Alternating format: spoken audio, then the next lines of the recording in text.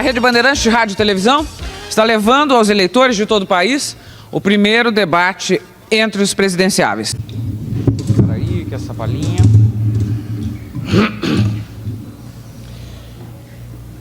Enéas, do Prona, vai fazer pergunta para quem? O senhor Luiz Inácio Lula da Silva. Ok. Pode fazer, por gentileza. O senhor se refere nos seus pronunciamentos a uma elite brasileira. Eu quero caracterizar, para que o senhor responda, se o senhor separa elite econômica ou elite intelectual, e vou dizer por quê. Para que o senhor tem 12 minutos e meio. Eu quero crer que para dirigir um país é fundamental que se tenha preparo. Pelo que ouço e leio do senhor e quando o senhor se pronuncia, eu percebo que o nível de escolaridade do senhor é mínimo. Eu gostaria de que o senhor me respondesse se é fundamental para dirigir... Ok, está feita a pergunta. Cortar Por mim, pode continuar, eu dou mais 30 não, segundos. O senhor pode concluir. Posso concluir? Em um segundo, por favor. Eu dou 30 segundos. É só se, na opinião do senhor, é ou não fundamental deter nível de escolaridade mínimo, preparo, ou seja, se não basta apenas conhecer o fato, ou se é fundamental também saber como resolvê-lo. É isso, essa a pergunta. A única coisa que eu quero responder é dizer ao nobre candidato de que é muita ignorância querer confundir capacidade política, capacidade administrativa ou sensibilidade política de como tomar decisões em benefício da maioria com curso superior. Porque, se fosse assim, o Brasil não estaria nessa situação. E toda vez que eu me dirijo à questão das elites, eu costumo chamar elites dirigentes. Eu costumo sempre colocar a elite dirigente porque é ela que toma posição, é ela que determina qual a política econômica, é ela que determina qual a política social. Obviamente que eu tenho orgulho de, no meu partido, nós temos muita gente que faz parte de uma elite intelectual que muito contribuiu não apenas para organizar o meu partido, mas para, inclusive, produzir programas, produzir coisas importantes para a sociedade brasileira. Então, a elite que eu me refiro é a elite dirigente que foi incapaz, neste século, de resolver os problemas do povo brasileiro. O senhor tem 1 minuto. Pois não, senhor. Eu me permito discordar do senhor, querendo dizer-lhe o seguinte: se não é fundamental que se tenha nível de escolaridade, eu pergunto como resolver, por exemplo, questão energética. Eu não ouvi em nenhum pronunciamento dos senhores candidatos à presidência da República nenhuma referência a uma questão crucial, que é a questão energética. Nós temos no Brasil uma riqueza incomensurável e nós nos curvamos. Nós somos uma economia de joelhos no cenário internacional. Nós nos curvamos diante de países que detêm quase zero de reserva energética. Nós temos sol o ano inteiro. Um dia de sol equivale a 315 mil usinas de Itaipu funcionando o tempo todo. Ninguém fala nisso. Ninguém fala nos grandes problemas, nos problemas gigantescos que afligem o mundo moderno. E vou mais longe. Não falo, a meu ver, não por ignorância, perdoe-me o senhor, ignorância do assunto, ignorância específica. Agora eu vou mais longe para o senhor. Eu defendo a tese, continuando o fato, que é fundamental haver preparo específico, porque para dirigir um avião existe formação. Por favor. Para dirigir um país também fundamental. Você tem 30 segundos. O preceito estabelecido importante para um debate a nível nacional.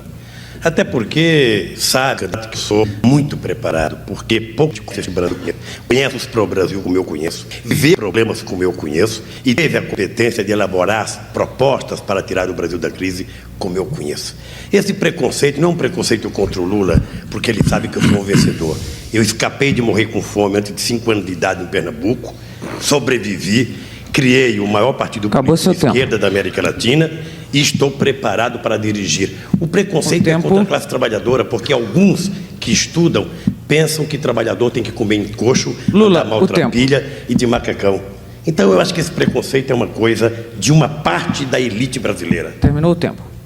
Acabou. Bom, a última bolinha. Obrigada. A última para essa mesmo. Almirante Fortuna vai fazer pergunta para quem? Perguntaria se o candidato Luiz Inácio já foi respondido 2 vezes ou não. Não, pode fazer. Pode fazer. Se refere exatamente àquilo que já foi apresentado aqui, a respeito do problema que o governador Leonel Brizola até levantou muito bem, nas telecomunicações, dizendo que nos governos militares as telecomunicações deram um salto gigantesco no Brasil. E, de fato, Nós saímos em 63 da 46ª economia para a 8ª até 1981. Mas acontece que a tecnologia hoje ela é quase mágica e ela depende do conhecimento. E o conhecimento reside numa base educacional que o Brasil não tem hoje. Vai levar muito tempo para construir. O Estado brasileiro está esgotado, totalmente esgotado. O telefone hoje no Brasil, por incrível que pareça, é um bem, não é um serviço. Como poderemos resolver esse problema se nós não abrirmos esse Estado no que diz respeito a que o indivíduo, o cidadão brasileiro, ele tenha o seu telefone por favor. E acompanhemos a tecnologia que é necessária para desenvolver o restante das telecomunicações. Isso é fundamental, essa visão, na minha opinião, é uma visão míope.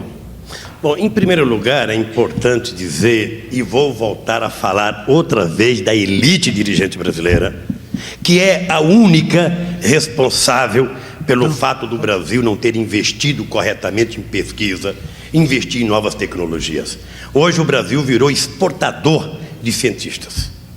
E a culpa não é minha, a culpa é da elite dirigente que não criou as condições objetivas. Enquanto o mundo desenvolvido investe 3% do PIB em ciência e tecnologia, em pesquisa no Brasil se investe apenas 0,8%. Portanto, nós jamais iremos poder participar desse avanço tecnológico.